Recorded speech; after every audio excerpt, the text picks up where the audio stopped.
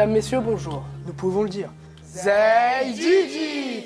Fort-Mahon et Quimplage en baie de Somme ont été sauvés des eaux grâce au courage des hommes. Aujourd'hui sur le plateau, nous avons deux témoins directs, Sacha et Guilan. Bonjour, oui, je suis le petit-fils du maire de la commune de Fort-Mahon. Et moi, je suis le petit-fils de Monsieur Écoplage. Pour cette émission, vous nous avez concocté quelques petites surprises, il me semble. Oui, effectivement, je suis venu avec des archives de mon grand-père.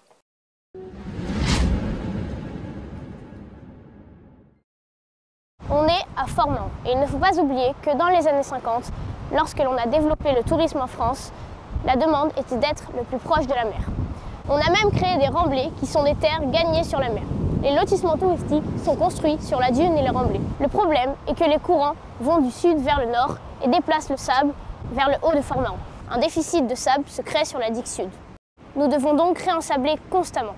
Mais c'est un gouffre financier car ça nous coûte tout de même 250 000 € par an. C'est un vrai travail de Shadok, c'est sûr. Nous avons aussi deux témoignages d'employés communaux. Nous ramassons le sable du nord et à l'aide de la remorque, nous le déplaçons vers le sud.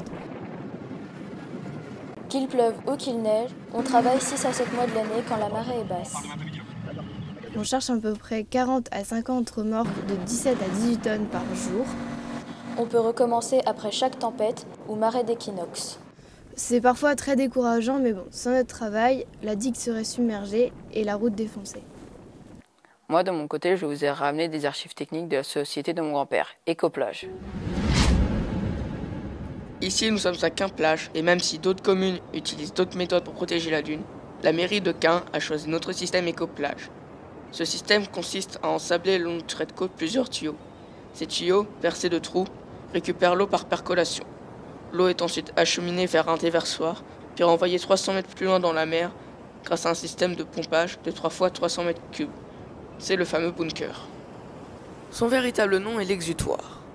La plupart des gens croient que c'est un bunker pour les égouts, mais en réalité, l'eau a été totalement filtrée et est même plus propre que celle du robinet.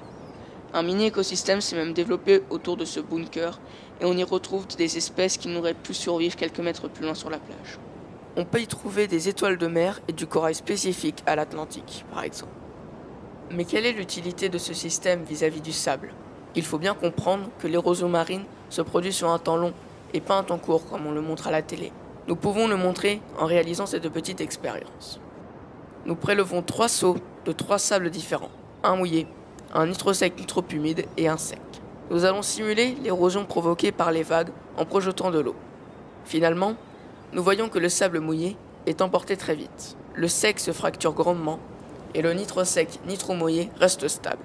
Le système Écoplage permet d'essorer la plage, mais pas de manière complètement sec. Il désature la plage en eau et assèche donc la plage. Il rend le sable plus cohésif et lui permet de résister plus longuement aux successions des marées et tempêtes. Nous pouvons le dire. Zey Gigi!